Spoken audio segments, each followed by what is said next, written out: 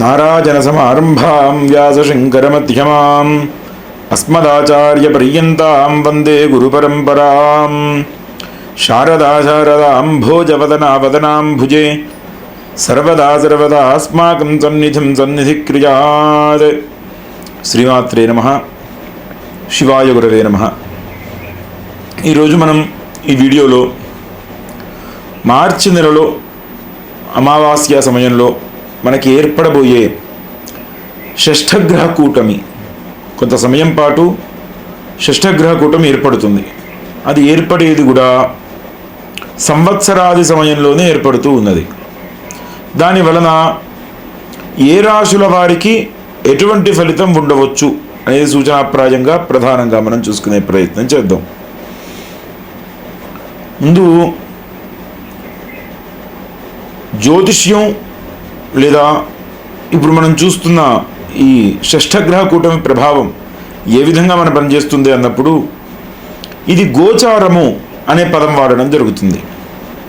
ప్రతి మనిషికి తన జాతక చక్రంలో లగ్నం నుంచి జాతకాన్ని చూస్తారు, అది లగ్న చక్రం. అలా కాకుండా మనిషి యొక్కటువంటి రాశి నుంచి స్థానాలని గణించి చెప్పబడేది ఒక రకంగా గోచార చక్రం. అంటే ఆయన రాశి నుంచి ఈ సమయంలో ఏ గ్రహాలు ఎక్కడెక్కడ ఉన్నాయి, తద్వారా ఈయన ఏ ఫలితాలు పొందవచ్చు అనేది చెప్పడం అనేది ప్రధానంగా జరుగుతుంది. గోచార వశాత్తు చెప్పేది జరుగుతుంది, కానీ కొన్నిసార్లు వాళ్ళ లగ్న చక్రంలో గనక గోచారంలో అశుభ ఫలితాలు ఇచ్చేట్టుగా గ్రహం ఉన్నా, వీళ్ళ లగ్న చక్రంలో శుభం ఇచ్చేవాడిగా గ్రహం ఉన్నట్లయితే గనక ఆ ఫలితంలో కొద్దిగా మార్పులు కూడా ఉండవచ్చు. కానీ జ్యోతిష్యం అంటే ఏంటి అర్థం? జ్యోతి అంటే దీపం. దీపం ఎవడికి అవసరం? ఎవడైతే చీకట్లో ఉంటాడో వాడికి దీపం అవసరం. పూర్తి వెలుతురులో ఉన్నవాడికి దీపంతో ప్రయోజనం లేదు, అది ఉన్నా లేకపోయినా ఉపయోగం లేదు. అలా ఎవరైతే ఇబ్బందులు పడుతూ ఉన్నారో లేదా కొన్ని దుష్ఫలితాలను చూస్తూ ఉన్నారు, అగమ్య గోచరమైంది స్థితి, అంటే ఏం చేయాలి, ఎటు వెళ్ళాలి అర్థం కావట్లేదు. ఒక మనిషి చీకట్లో ఉన్నాడు, అంధకారంలో ఉన్నాడంటే ఎటెళ్ళాలి, ఏంటి స్థితి, దారి ఏంటి, ఏమి తెలియని దిక్కుచోతిన స్థితిలో ఉంటాం కదా. అలా జీవితంలో కూడా అంధకారం ఏర్పడ్డది అన్న సమయంలో ఆ చీకట్లో ఒక చిన్న దీపం ఉన్నట్టయితే గనక ఆ చిన్న దీపం మీకు ఇంటి వరకు వెళ్ళే దారిని పూర్తిగా చూపించకపోవచ్చు, అలా అని అక్కడే ఉండడానికి కూడా అదైతే మీకు ఇబ్బంది పెట్టదు కదా. ఒక చిన్న దీపం ఉన్నా ముందుకు సాగడానికి దారిని స్థలాన్ని చూపిస్తుంది. అలా అగమ్య గోచరంగా మన పరిస్థితులు ఏర్పడ్డప్పుడు మనం ముందుకు వెళ్ళడానికి జ్యోతిష్యం అనేది ఏర్పడుతుంది. చీకటిలో ఉన్నవాడి చేతిలో దీపం లాంటిదే మన పరిస్థితులు, ఇబ్బందులు, చీకట్లు కమ్ముకున్నప్పుడు తొలగించడానికి వాడే జ్యోతిష్యం. కాబట్టి ఈ గోచార ఫలితాలు ఏ విధంగా ఉంటాయి ఏంటి అనేది మనం చూసినప్పుడు ముందు అసలు ఈ షష్ఠగ్రహ కూటమి ఎక్కడ జరుగుతుందనేది చూసుకోవాలి. ఈ షష్ఠగ్రహ కూటమి ఏర్పడేది ఆ సమయం మొత్తం కూడా మీనంలో ఏర్పడుతున్నది. అందులో కూడా సూర్యుడు అనేవాడు ఆత్మకారకుడు అని చెప్పబడుతుంది జ్యోతిష్యంలో. అలాగే శాస్త్ర ప్రకారం కూడా నవగ్రహాలకి రాజు వంటి వాడు సూర్యుడు, మొట్టమొదటి గ్రహం. ఆ సూర్యుడితో పాటే చంద్రుడు కూడా అదే సమయంలో కలుస్తున్నాడు, అదే స్థానంలో. చంద్రుడు మనఃకారకుడు. అలాగే బుధుడు మనిషి యొక్కటువంటి బుద్ధిని, ఆలోచన శైలిని, వ్యాపారాన్ని ఇత్యాదుల్ని సూచించేవాడైన బుధుడు. శుక్రుడు భోగకారకుడు. మగవాడికైతే వివాహానికి కూడా కొన్ని సమయాల్లో వివాహకారకుడుగా కూడా శుక్రుడు పనిచేస్తూ ఉంటాడు. అటువంటి శుక్రుడు. అలాగే మనందరికీ ఎక్కువగా నోట్లో నాణ్య గ్రహం ఏదిరా అంటే శని. ఏ కష్టం వచ్చినా, ఏ ఇబ్బందులు ఉన్నాయన్నా ఎవరి మీద తోయాలరా అంటే శని మీదే తోసేయాలి. మనం మానసికంగా స్థిరపరుచుకొని ఉన్నాం ఆ గ్రహం అట్లాంటిది కాకపోయినా. ఎలారా అంటే ఒకడెవడన్నా వచ్చి వాడు మనల్ని ఇబ్బంది పెట్టాడంటే వీడు శనిలా దాపరించాడరా అంటాం. శని నిజంగా మనల్ని ఇబ్బంది పెట్టేవాడా అంటే శని పని ఏంటి? మనం చేసుకున్న దుష్కర్మల యొక్కటువంటి ఫలితాన్ని మనకు అందచేయడమే శనేశ్వరుడి పని. జాతకంలో ఏ గ్రహాలైనా కానీ సరే మనకి దుష్ఫలితాలు ఇస్తున్నాయంటే ఈ శనేశ్వరుడు రాబట్టే నా స్థితి ఇట్లా ఉంది, అదే శని లేకపోతే కనుక నేను ఇంకో స్థాయిలో ఉండేవాడిని.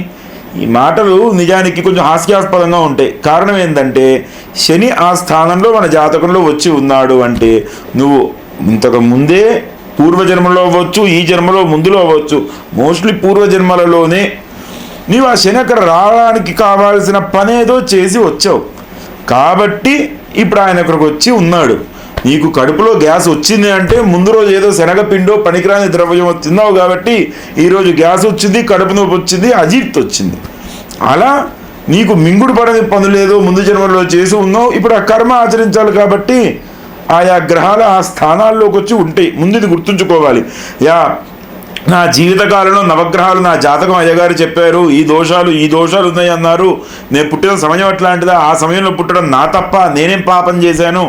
చేసావు, నువ్వు కర్మని చేసి ఉన్నావు. సనాతన ధర్మంలో ప్రధానంగా గుర్తుంచుకోవాల్సిందే పునర్జన్మ సిద్ధాంతం. మనం జ్యోతిష్యం చెబుతున్నాము అంటే వేదాంగాల్లో జ్యోతిష్యం అనేది నేత్రముల వంటిది అని చెప్పారు. అంటే మనిషి యొక్కటువంటి పూర్వజన్మల ఫలితాన్ని బట్టి ఈ జన్మలో వాడు అనుభవించాల్సిన కర్మలని సూచించేది జ్యోతిష్యం. సరే, కొంతమంది చెప్పేదాని ప్రకారం, శాస్త్రం ప్రకారం కూడా వాడు అనుష్ఠానపరుడు, భక్తుడు లేదా ఉపాసకుడు అయి ఉంటే, వీడు ఈ జన్మలో కనుక సత్కర్మలు ఏదైనా ఆచరించి ఉంటే వాడికి వచ్చే గండ దోషాల నుంచి కూడా తప్పించుకునే అవకాశం ఉన్నది. కాబట్టేగా ఏదైనా దోషం ఉన్నది అయినప్పుడు దానికి శాంతి ఏంటి, ప్రాయశ్చిత్తం ఏంటి, ఇంకోటి ఏంటి అనే మాట మనం అంటున్నామంటే మనం దుష్కర్మ చేయడం వచ్చిన ఫలితాన్ని ఈ సత్కర్మల ద్వారా తీసేయొచ్చు కూడా. అది కూడా గుర్తుంచుకోవాలి. ఎందుకంటే చెప్పాక ఇందాక అనుకుంటుంటే గ్యాస్ వచ్చిందంటే దానికి ఒక మాత్ర కూడా ఉంటుంది మిగతా అది పోవడానికి. ఇట్లాంటిదే ఇది కూడా. సో ఎందుకు మాట్లాడుకుంటున్నామంటే ఆ శనేశ్వరుడి మీద వేసే అభాండాలు. భక్త ప్రియ శనేశ్వరుడు అష్టోత్తరంలో వస్తుంది. ఆయన భక్తుల యొక్కటువంటి ప్రియుడంట. ఎవరికన్నా వాళ్ళ శని మహర్దశ వచ్చింది, కొన్ని సంవత్సరాల పాటు ఇబ్బంది పడాలి, ఇప్పుడిప్పుడే నేను ఉద్యోగం చేయడం మొదలుపెట్టాను, లేదంటే ఇప్పుడిప్పుడే పనులు చేయడం మొదలుపెట్టాను, నా పరిస్థితి ఏంటి అన్నప్పుడు ఒక విషయం గుర్తుంచుకోండి. నా ఇష్టదేవ శనేశ్వరుడు అండి, ఎంత మంచోడు, నేను చేసిన కర్మల గురించి నాకు అనుభవింపజేయడానికి వచ్చాడు.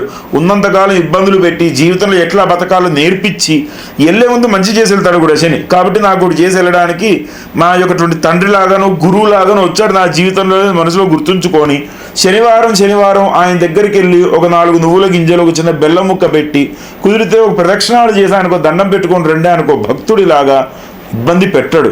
ఇబ్బందులు వచ్చినా ఎట్లా తట్టుకోవాలి, తట్టుకొని ఎలా బయటికి రావాలి అనే యొక్కటువంటి ప్రభావాన్ని కూడా ఆ శనేశ్వరుడే చూపిస్తాడు అనేది గుర్తుంచుకోవాలి. అంత విశేషమైన గ్రహం శనేశ్వరుడు. నవగ్రహాల్లో బలమైన గ్రహం కూడా శనేశ్వరుడు అని చెప్పొచ్చు రకంగా, కానీ భయపెట్టే గ్రహం కూడా ఆయనే. ఆ శనేశ్వరుడు కూడా ఇక్కడ కలిసి ఉన్నాడు. వీటితో పాటు శాస్త్రంలో శనివత్ రాహు అనే మాట వాడతారు. శనితో సమానమైన వాడు, కానీ ఛాయాగ్రహం ఏదిరా అంటే రాహుగ్రహము. రాహు ఎలాంటి వాడు? మీరు నవగ్రహాల్లో కనుక రాహుని చూసినట్టయితే ఆయనకి ఈ శిరస్సు ఉండదు, సర్పం యొక్కటువంటి శిరస్సు కనిపిస్తూ ఉంటుంది. కారణం ఏందయ్యా అంటే సాగర మథనం అనేది జరిగినప్పుడు సరే కొన్ని కారణాల వలన అమృతం పుట్టించడానికి దేవతలు ఒక్కల వల్ల కాదు కాబట్టి ఈ దేవతలు రాక్షసులు ఇద్దరిని కలిసి సాగర మథనం చేయమని చెప్పారు. రాక్షసులు ఒప్పుకోరు, మాకేం పని, ఇన్ని రోజులు లేదు కర్మ, ఇన్ని రోజులు యుద్ధం చేసాం, ఇప్పుడు మీరు నేను ఒకటే అయ్యాం, ఇప్పుడు కొట్టుకుంటాం, యుద్ధం దరిద్రం వదులుతుంది చూద్దాం అంటారు. కానీ ఈశ్వరుడి యొక్కటువంటి ఆజ్ఞానుసారము ఆ పెద్ద మనిషి ఆ శివుడు చెప్పారు కాబట్టి మేము చేస్తామని ఒప్పుకొని సాగర మథనానికి వచ్చారు. ఈ దేవతలు రాక్షసులు ఇద్దరు కూడా సాగర మథనం చేశారు. సరే, హాలాహల ఉద్భవము జరిగింది. మనకి తొందరలో శివరాత్రి కూడా వస్తుంది, అంత విశేషమైన కథ ఇది. సరే, హాలాహలం వచ్చింది, ఈశ్వరుడు మింగాడు, ఆఖరికి అమృతం వచ్చింది. ఇప్పుడు వచ్చిన బాధ ఏంటంటే పని ఇద్దరూ చేశారు, కానీ ఫలితం మాత్రం ఒకరికే రావాలి. ఒక రకంగా చెప్పాలంటే అంటే దేవతలకి ఈ ఫలితం వచ్చేట్టుగా చేయాలి. ఈ బాధ్యత ఎవరు చేయాలి? నేను నీకు ఇయ్యను పో అంటే ముందు రాక్షసులు ఇప్పుడే యుద్ధానికి వస్తారు, అమృతం లేదు, దేవతలకు అమరత్వము లేదు. కాబట్టి ఆ నారాయణుడినే వేరుకున్నాడు. ఇక్కడ ఇందులో గుర్తుంచుకోవాల్సింది ఏంటంటే నేను నా జీవితకాలం మొత్తము పాతక కర్మలు చేసి ఒకరోజు నేనేదో దానం చేశానండి, ఈ రోజుతో నాకు పాతకాలన్నీ పోయినాయండి అంటే అది జరగదు. ఏ క్షణమైతే మనకి బుద్ధి విచక్షణ మంచి చెడు తెలిసిందో అప్పటి నుంచి మనం పాతక కర్మలు చేయడం ఆపి తీరాలి. ఒక రకంగా చెప్పాలంటే దేవతలు అంటే దివ్య గుణములు కలిగిన వారు, ఒకరికి మంచి చేయాలనే గుణాలు కలిగేవారు. ఏ దేవతనైనా తీసుకోండి, మనుషులకి వాళ్ళకు కావాల్సిన పనులు చేయడానికి ఆధిపత్యం దేవతలు వహిస్తూ ఉంటారు. ఇంద్రుడు మనిషి యొక్కటువంటి ఇంద్రియాలకి ఆధిపత్యం వహిస్తాడు. వరుణుడు జలానికి వానలకి ఇత్యాదులందరికీ ఆధిపత్యం వహిస్తున్నాడు. అగ్ని జ్వాలలకి, అగ్నికి, మంటలకి, మన ఇంట్లో వంట చేసుకోవడానికి కూడా ఆయన ఉపయోగపడుతూ ఉన్నాడు. ఇటువంటి మంచి సహాయం చేసే గుణం దైవత్వం అయితే, ఒక మనిషికి చెడు చేసే గుణమే రాక్షసత్వము. అలా దేవతలు రాక్షసులు ఇద్దరూ పని చేసినా సత్ఫలితాన్ని, అమరత్వాన్ని ఎవరికిస్తారు? ఎవరికిస్తారయ్యా అంటే ఈశ్వరుడు. నువ్వు ఆ పని చేసిన ఫలితాన్ని మాత్రం దైవత్వం కలిగిన వాడికే ఇస్తారు. మనుషుల్లో కూడా ఎప్పుడైతే నువ్వు సత్కర్మలు, పుణ్యం పరహితం చైవ పాపంచ పరపీడనం, నువ్వు ఒకడికి మంచి చేయడం పుణ్యమైతే అవతల వాడిని ఇబ్బంది పెట్టడమే పాపము అని చెప్పారు కదా శాస్త్రంలో. అట్లా ఈ విష్ణుమూర్తి మోహిని రూపాన్ని దాల్చగా వీళ్ళకి మధ్యలో ఈ సాగరమదనం ఏదో చేశారు కానీ ముందు నుంచి ఉన్న ప్రవృత్తి రాక్షస ప్రవృత్తే కదా. రాక్షస ప్రవృత్తి అంటే ఏంటి? తినడానికి నోట్లోకి రుచికరంగా ఏదైనా ఆహారం దొరుకుతుందంటే అదేమవ్వాలి? ఆరోగ్యానికి మంచిదా చెడ్డదా చెడుదా అనవసరం, ముందు లోపలికి వెళ్ళాలి, తర్వాత అది చేసే పని అది చేయాలి, మనం మళ్ళీ మందులు మింగుతూ కూర్చోవాలి. అదొక రాక్షస ప్రవృత్తి కదా. వీళ్ళ కంటికి ఇంపుగా, చూడడానికి అందంగా ఏదైనా కనిపిస్తే, ద్రవ్యం అనండి, ఆభరణము, ఇల్లు, స్త్రీ ఏదైనా కనిపిస్తే వాళ్ళు దాన్ని అనుభవించాలి. లేదా దాని ఎందే తన్మయత్వం చెప్పి బుద్ధి మొత్తం అక్కడ ఉండిపోవాలి. వీడు చదివితే బాగుపడతాడు, చదవడానికి సమయం ఉంది, వీడిని చదవనీయకుండా ఆకర్షిస్తూ పక్కన ఏదో వచ్చింది, ఈ చదవడు బాగుపడడు, ఆ పక్కన దాన్ని చూస్తూ కూర్చుంటాడు. అదే రాక్షస ప్రవృత్తి, అదే బుద్ధి చాంచల్యత. ఆ రకంగా విష్ణుమూర్తి ఉద్భవించినప్పుడు ఈయన మోహిని రూపంలో రాక్షసులను మోహింపజేసి దేవదానవులకి అమృతాన్ని పంచినప్పుడు ఒకే ఒక్క రాక్షసుడు మాత్రం దేవతల్లో వచ్చి కూర్చున్నాడు. వీడు రాక్షసుడైనా వీడికి ఏమైంది? జ్ఞానం ఉంది కదా. ఆ జ్ఞానం కారణం చేత దేవతల్లోకి వచ్చి కూర్చున్నాడు. మాటే ఒక సభలో కూర్చున్నప్పుడు లేచి వెళ్ళిపోమడం పనికిరాదు, ఎవరైనా కానీ సరే. ఈ మధ్య కాలంలో బంధువులు వస్తే నువ్వు పైకి ఆలు కూర్చుంటారు, ఈ స్థానం నీది కాదు, ఇది ముందు ఆలోచించాలి, వచ్చాక లేపడానికి లేదని ఆ రాహుకి కూడా అమృతం ఇయ్యగా ఆ రాహు అమృతాన్ని సేవిస్తాడు. తర్వాత విష్ణుమూర్తి ఆ రాక్షసుల యొక్క శిరస్సుని, రాహుని శిరస్సు ఖండించిన అమృతం తాగడం వలన అతనికి అమరత్వం వచ్చిన కారణం చేత బ్రహ్మ ఒక సర్పం యొక్కటువంటి శరీరాన్ని, శిరస్సుని వేరు చేసి ఈయనకు అంటించి 2 గ్రహాల కింద మారాయి రాహు కేతువులు. ఈ ఉపగ్రహాల కింద నవగ్రహ స్థానాన్ని ఇచ్చాడు. అంటే జ్ఞానం కలిగిన రాక్షస గ్రహము రాహువు, కానీ రాక్షసుడే, అది గుర్తుంచుకోవాలి. ఈయన జ్ఞానం కేతువు కింద పక్కన ఉంది, ఈ రాహు మాత్రం రాక్షసుడి కిందనే మిగిలి ఉన్నాడు. అటువంటి రాహు ఈ గ్రహాలన్నీ కలిసి ఒక స్థానంలో ఒక రోజు, అది కూడా సంవత్సరాది రోజు కలిసి ఉన్నాయి. అదే షష్ఠగ్రహ కూటమి కింద కలిసి ఉంది. తత్ఫలితాలు ఏంటి అనేది మనం తర్వాత వీడియోలో తెలుసుకుందాం. శుభం భవతు. శివాయ గురవే నమః. ముందు మనం అనుకున్నట్టు ఈ షష్ఠగ్రహ కూటమి వలన ఫలితాలు ఏవి ఉండొచ్చు అనేది కొంతవరకు తెలుసుకునే ప్రయత్నం అనేది చేద్దాం. మేషరాశి. ఈ మేషరాశి యొక్కటువంటి రాశి అధిపతి ఎవరైతే ఉన్నారో ఆయన కుజుడు.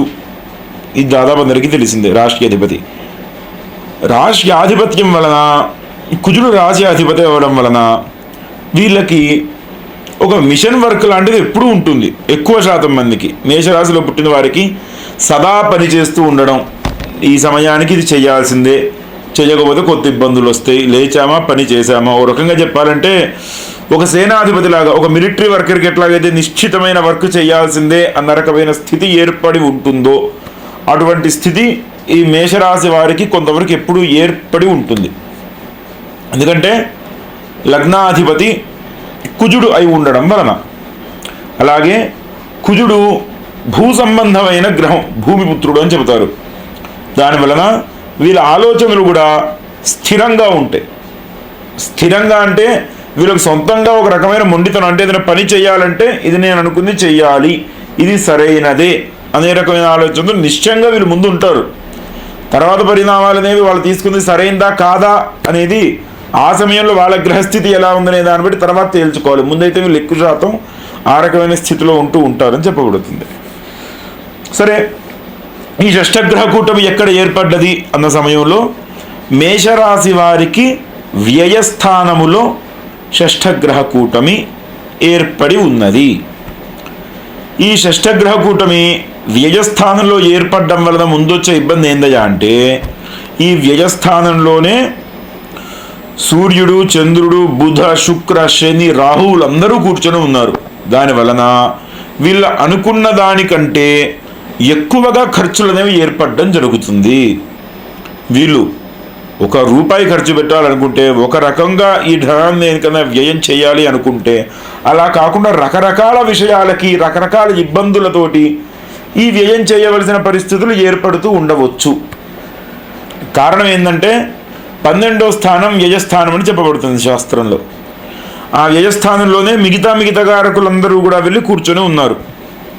దాని వలన ముందు ఇంకో ఆస్పెక్ట్లో చూసుకున్నప్పుడు మన మనస్సంబంధమైన గ్రహం గనక వ్యయస్థానంలో ఉన్నట్టయితే మానసిక ప్రశాంతత వ్యయమవుతుంది, అంటే ప్రశాంతత లేకుండా లోపిస్తుంది అని చెప్పడం జరుగుతుంది. వీళ్ళకి బుధుడు పంచమాధిపతి అవుతూ ఉంటారు. మేషగ్రహం వారికి సూర్యుడు పంచమాధిపతి అవుతూ ఉంటారు. ఈ సూర్యుడు వ్యయస్థానంలోనే వెళ్ళి కూర్చొని ఉన్నాడు. తత్కారణంగా ఆ సమయంలో కొన్ని రోజుల పాటు వీళ్ళ సెల్ఫ్ కాన్ఫిడెన్స్ అనేది దెబ్బతిండడం, స్థిరత్వం అంటే వీళ్ళు ఎప్పుడో మాట మీద ఏదైతే సరైన నిర్ణయం తీసుకొని ఉంటారో అది కొంచెం క్షీణించడం, సరైన నిర్ణయాలు తీసుకోలేక అవతల వాళ్ళ ఉపాయాలు, అవతల వాళ్ళ దగ్గర నుంచి కొన్ని సలహాలు లాంటివి తీసుకునే ప్రయత్నం కూడా చేస్తూ ఉంటారు. అలాగే వీళ్ళకి అర్ధాష్టము చతుర్థాధిపతి అయిన చంద్రుడు కూడా అదే వ్యయస్థానంలో ఏర్పడి ఉన్నాడు. ఈ చంద్రుడు, సూర్యుడు ఇద్దరు ఒకే వ్యయస్థానంలో ఉన్న కారకత్వం చేత వీళ్ళు చేయాలనుకున్న పనులని స్థిరంగా చేయలేరు. దానివలన ఒక రకమైన డిప్రెషన్కి కారకత్వం వహిస్తూ ఉంటారు. చేతిలో ఉన్న ధనము కూడా ఎక్కువ శాతం వ్యయమయ్యే అవకాశం ఉంటుంది. ఈ మేషరాశి వారికి అయితే ఈ షష్ఠగ్రహ కూటమి అంత అనుకూలంగా ఉన్నది అని మాట చెప్పడం అయితే కష్టం. ఎక్కువ శాతం వీళ్ళకి ప్రతికూల ఫలితాలు వచ్చే అవకాశం ఎక్కువ.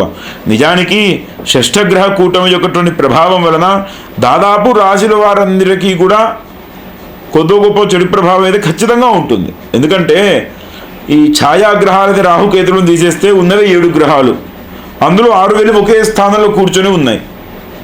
ఆ ప్రభావము మన రాశికి ఒకళ్ళు ఇద్దరు పోని 3 మిత్రులు ఉన్నా ఒక 3 అయితే శత్రువులు ఉంటూ ఉంటారుగా.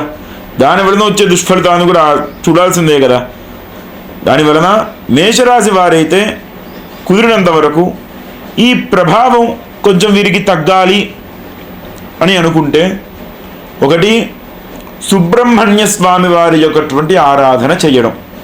ఎందుకంటే వీళ్ళ రాశి యొక్కటువంటి బలాన్ని గనక పెంచుకున్నట్టయితే, ఈ కూటమిలో వాళ్ళ కుజగ్రహం లేదు కాబట్టి వీళ్ళ రాశి యొక్కటువంటి అధిపతి బలాన్ని పెంచుకున్నట్టయితే వీరు ధైర్యంగా బయటికి రాగలుగుతారు ఆ ప్రభావం నుంచి. అందుకని సుబ్రహ్మణ్య స్వామి వారికి మంగళవారం అభిషేకం లాంటిది చేయించడం, అలాగే విభూతితోటి సుబ్రహ్మణ్య త్రిశతి అనబడే నామాలు కలవు. ఈ సుబ్రహ్మణ్య త్రిశతి నామ పారాయణ విభూతితోటి అర్చన చేయించడం ద్వారా వీరి యొక్కటువంటి ఈ షష్ఠగ్రహ కూటమి వల్ల వచ్చే దుష్ఫలితాలు అనేవి చాలా వరకు తగ్గుతాయి. అలాగే మనఃకారకుడైన చంద్రుడు, సూర్యుడు కూడా వీళ్ళకి వ్యయస్థానంలోనే ఏర్పడి ఉన్నారు కాబట్టి కొన్ని ఆవు పాలతోటి ఆదివారం రోజు శివుడికి అభిషేకం చేయించడం లాంటిది చేస్తే, ఒకవేళ ఈ మేషరాశి వారికి ఎవరికన్నా మానసికంగా ఇబ్బంది పడుతున్నామో అనుకున్నవారు ఆదివారం రోజు శివుడికి ఆవు పాలతోటి ప్రదోష కాలంలో అభిషేకం చేయించడం ద్వారా ఈ మానసిక దౌర్బల్యం తగ్గడము, ఆత్మస్థిరత్వం కలగడం అనేది జరుగుతుంది. అదే మేషరాశి వారు మేము మానసికంగా దీని ప్రకారంగా బాగానే ఉన్నాం కానివ్వండి, వృధా ఖర్చులు పెరుగుతూ ఉన్నాయి అంటే తెలియకుండా ఖర్చులు ఎక్కువ అయ్యాయి అనే స్థితి కనుక ఏర్పడ్డైతే, శని రాహువులు అక్కడే కలిసి ఉన్నారు కాబట్టి సరైన ఖర్చులు కాకుండా అనవసరంగా ధనం వ్యయం చేసే అవకాశాలు కూడా ఎక్కువ ఉంటాయి. కుదిరినంత వరకు ఆ సమయంలో, ఆ షష్టగ్రహ కూటమి సమయంలో ఎవరికీ డబ్బులనేవి మాత్రం ఇవ్వకండి. ఇచ్చారంటే చేతికి తిరిగి రావడం ఊహల్లో మాత్రమే, అది నిజంలో జరగడం అనేది జరగదు. ఎవరికి ఇవ్వకండి. మీరు అనవసరమైన ఖర్చులు పెట్టే ప్రయత్నం చేయకండి. ఒకవేళ ధనం వెళ్లకుండా ఉండాలి వీళ్ళ దగ్గర అని అనుకుంటే గనక నువ్వులు, నల్ల వస్త్రము అనేది దానం చేయడము, లేదంటే బెల్లము నువ్వులు కలిపిన పదార్థం ఏదన్నా మధుర పదార్థాన్ని శివుడికి నైవేద్యం పెట్టి పిల్లలకి పంచిపెట్టడం, ఇటువంటి పనుల ద్వారా అమ్మవారికి రాహుకాలంలో, అంటే శుక్రవారం రోజు రాహుకాల సమయంలో అమ్మవారికి పూజ చేయడం ద్వారా వీరి యొక్కటువంటి అనవసరమైన ఖర్చులైతే తగ్గే అవకాశం అనేది ఎక్కువ. ఇంకా వ్యాపార పరంగా ఉండేవారికి బుధుడు కూడా ద్వాదశ స్థానంలోనే పడి ఉన్నాడు, విజయ స్థానంలోనే బుధుడు కూడా ఉన్నాడు.